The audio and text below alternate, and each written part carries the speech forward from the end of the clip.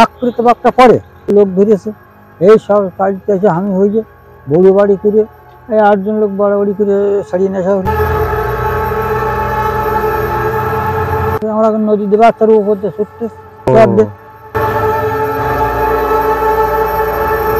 নমস্কার বন্ধুরা, আমরা এখন এমন একজন মানুষের সঙ্গে কথা বলতে চলেছি। উনি নিয়মিতভাবে সুন্দরবনের জঙ্গলে যান এবং অনেকবার বাঘের মুখোমুখি হয়েছেন। তো আমরা এখন সরাসরি ওনার মুখ থেকে সমস্ত ঘটনার কথা শুনে নেব। প্রথমে জেনে নেব আপনার নাম। আমার নাম রঞ্জিত মণ্ডল। আপনি তো দীর্ঘদিন ধরে সুন্দরবনের জঙ্গলে যেতেন এবং অনেকবার বাঘের মুখোমুখি হয়েছেন। তো সেই ঘটনাগুলো সম্পর্কে যদি বলেন। 20 বছর বয়স থেকে জঙ্গল করা শুরু করেছি। সেখান থেকে মোটে না হলেও আমার সঙ্গে বিভিন্ন আমার লোক ওই বিভিন্ন বছরের লোক পারলে তো তারা আমাদের লোকে মাছ কাঁড়া ধরতো বা পাশে সাথী লোক একখানা থাকতো। সেসব লোক থেকে মানে দোন ফেলে চলে যাচ্ছে, কাঁকড়ার দোন ফেলে যাচ্ছে। একসঙ্গে কতগুলো নৌকো থাকতো? রাত্রে একসঙ্গে 3খানা 4খানা 2খানা এরকম একসঙ্গে রাত্রে থাকা হতো। সন্ধ্যের সময় এরকম লোক খালের ভিতরে চাবি থাকতাম। হ্যাঁ, ছানা দিয়ে বাঘ পার হয়ে চলে যাচ্ছে আর টল মেরে দেখতাম। রাত্রিবেলা বাঘ দেখা যেত? দেখা যেত, টল মেরে মারলে বাঘ পার হয়ে চলে যাচ্ছে দেখা যেত। আচ্ছা আচ্ছা। এবার জঙ্গলে উঠে কাঠ নিতে উঠতে শুকনো কাঠ জ্বালানির জন্য। সেই জ্বালানি ধর তুলতে যাইয়ে সাইডের লোক চারিদিকে লোক যায় তো আমার একটা বাঘ ধরে নিয়ে চলে গেল। তারপরে গিয়ে এসে তাকে তাড়িয়ে ধরে নিয়ে আসি। ও বেঁচে গেছিলেন তিনি? না না, বাঘ তাড়িয়ে সেই বাঘের মুখে থেকে সেই রাস ধরে আনা হয়েছে। লাশ উদ্ধার করেছিলেন? হ্যাঁ, রাস উদ্ধার করে নিয়ে আসি। তো ঘটনাটা ঘটেছিল কখন? বেলা এরকম 3টে 3:30টার দিকে।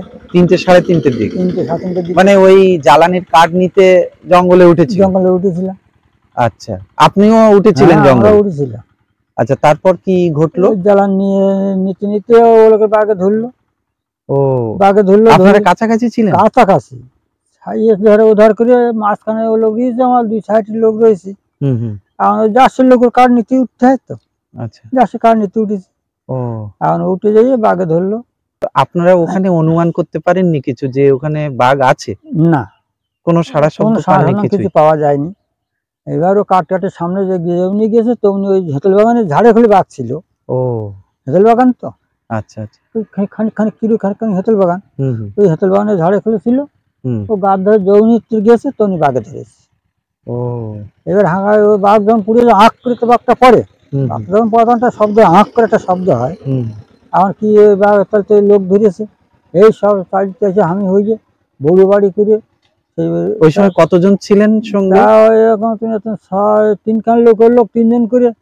ও 9 জন লোক, তাতে একজন গেল। ও 8 জন। আচ্ছা আচ্ছা। এই 8 জন লোক বাড়াবাড়ি করে সারিয়ে নেশা হলো। ও যখন ছাড়িয়ে নিয়ে আসছেন তখন জীবিত ছিল? জীবিত ছিল, হ্যাঁ তখন জীবিত ছিল। তারপর যখন লৌকো তুলে আনতে মারা গেল। কেন চারিদিকে আঁচড় মাচড় মেরেছে, কামড় টামড় দিয়েছে, ঘাড়ে কামড় দিয়েছে। দেওয়াতে তাতে করে মোটামুটি রক্ত স্মরণ হয়ে মারা গেছে। মানে বাড়ি নিয়ে আসতে আসতে রাস্তায় মারা গেছে? রাস্তায় মারা গেছে। ওই যখন লাশ উদ্ধার করতে গেছিলেন তখন ওই বাঘ কি আবার তো আসে? ছুটে আবার গাঙ্গে ছুটে পার দিয়ে গাঙ্গাতে ছুটে গাইছে। আমরা নদীতে বাচ্চার উপর দিয়ে ছুটতে। দ্বিতীয়বার আর কারোর উপরে কোনো আক্রমণ কিছু করার সুযোগ পায়নি তো, শত লোক হইতো। ও না, যখন লাশ কেড়ে নিচ্ছেন তখন বাঘ কত দূরে ছিল? তখন তো দেখা যায় না তো। আচ্ছা, তখন বাঘ দেখা যায় না জঙ্গলের ভিতরে যখন বড় লোকজন মেলা লোক একসঙ্গে যাচ্ছে তো তখন ভয় তো অন্য ঝাড়ে করে ঢুকে দিয়েছে। আচ্ছা আচ্ছা, ও লুকিয়ে পড়েছে, দেখা যাচ্ছে না। এবার আমরা যখন যখন ফাঁকা বেরিয়েছি তখন ওই বাঘ লাফ দিতে আসছে পেছন দিক। বাবা! এবার আমাদের রাস্তার লোক উঠে ওই পাড়ের দিক চেপে দিছি। দেওয়ার পরে তখন বাঘ ওই কান দিয়ে আমার যেভাবে যাচ্ছে ওই কান দিয়ে পাড় দিয়ে ছুটে যাচ্ছে আমার সঙ্গে সঙ্গে। দেখতে পাচ্ছেন? পরিষ্কার দেখতে পাচ্ছি। তখন তো অন্ধকার হয়নি, দেখতে পাচ্ছি। তখন ওইখান থেকে যেহেতু আমাদের এই সড়কের খোল থেকে আমার সুদর্ণখালি ঘুরে আসছে যেটুকু বাঘ। আচ্ছা আচ্ছা। ওটা কোন জঙ্গলে? সুদর্ণখালিতেই ঘটনা ঘটেছে? সুদর্ণখালিতে ঘটনা ঘটেছে।